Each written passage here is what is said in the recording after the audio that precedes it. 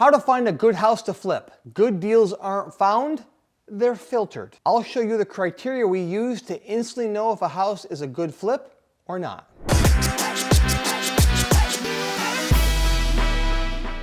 In this video, I'm going to show you how to separate a good flip from a solid money trap. By the end of this video, you're going to learn how to spot good flips in your market and fast. How to find a good house to flip is really a loaded question because the term good is different to different people. If you are an experienced contractor, you're looking for a different kind of flip, aren't you? There's a lot of different kinds of flips that are out there right now.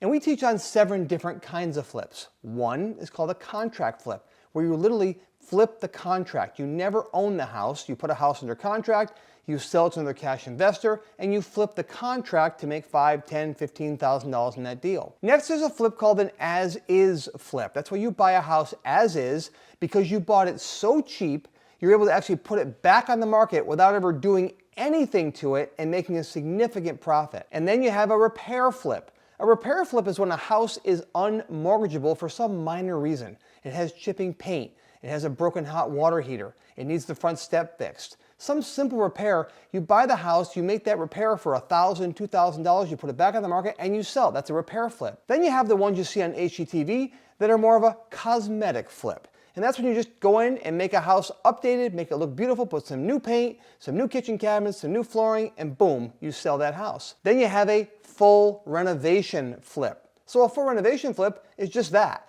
It might need a new roof, it might need new siding, it might need some foundation work, it might need new windows, plus all the cosmetic things inside, plus it might need some rooms restructured, it might need to have an extra bathroom added, I don't know what it might be, but it's a full renovation. Then you have what's called a value add. A value add is I take my existing blueprint and I make it bigger. I put another room or I carve out and reshape the house so now I go from a 4-bedroom, 1-bath to a 3-bedroom, 2-bath home, creating more value for the home. Or I put a new kitchen or I restructure it. That is a value add property. And the last, my favorite, is when you flip it to yourself as a rental. When you ask the question, how do I find a good home to flip? You first have to say, what's a good flip to me? What are you looking for?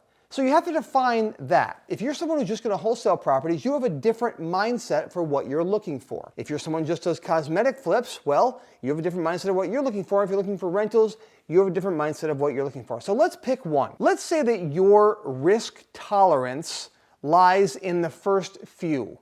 Buying as is, which you may not even know that existed, right? By the way, there's a lot of videos in our channel that explain that in detail, so go check it out. Or you like to do repair flips or cosmetic. That's where your risk tolerance lies, and that's okay. So those are the houses that you're looking for. Now, if you are a contractor or have years of experience and your risk tolerance is much higher for higher construction work, you're not going to be scared to walk into a full renovation or a value add type of flip. So you might be looking for those types of flips. That might be a good flip to you. That's why it's so important to know your buy box. We train on the buy box a lot because once you know your buy box, everything else in the sequence of flipping a house comes together from there.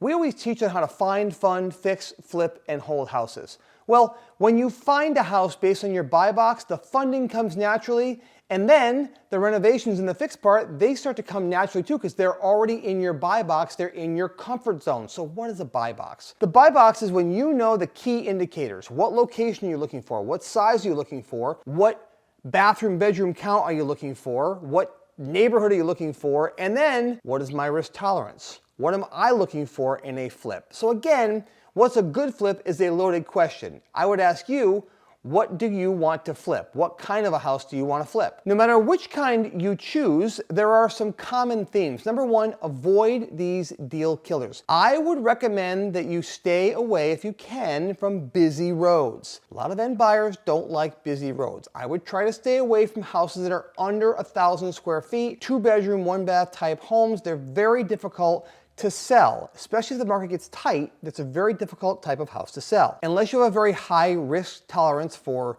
design and redoing a house and there's enough money in the budget to make you profitable, I would stay away from any crazy layouts. Small, tiny kitchen in the back, 1 big bedroom, 1 odd bathroom off to the side. You know, you have to walk through 1 bedroom to get to another bedroom. Any of these odd little layouts can be very difficult to sell. So be careful with those type of odd layouts. Always work backwards no matter what kind of flip you choose. So you want to work backwards by saying, what's the ARV? That means what's the after repair value? Right there in the term is, after I repair it, what's it going to be worth? When you know the after repair value, you can then back things out to decide what you should pay for it. So the equation we use is ARV times 70% minus the repair cost gives you your MAO, your maximum allowable offer. That's the most you should pay for that house and still make it profitable for you and your business. And obviously a profitable house is a good house to flip. Shoot for a 15 to 25% profit margin unless you're in a very high-end sales market like Denver, Colorado, or Southern California where your houses go for $1 million plus. Then your margin might be more like 8 or 9%. We have full training videos on how to determine your margin for your area, but always try to target a 15 to 25% margin based on the sale price of the house. So in other words, if you sell a house for $300,000, you should be targeting a $60,000 profit or a 20% profit on that house. That's how you know you found a good flip. So good is a relative term. Depends on the type of flip you want, but the one common theme is the way I would determine a good flip, is it profitable? The only way to find good deals and even great deals is to know exactly what you're looking for. So go watch the next video, the crucial step new investors always make, where I'm gonna walk you through building your buy box so you never waste time on bad deals and can only find good deals going forward.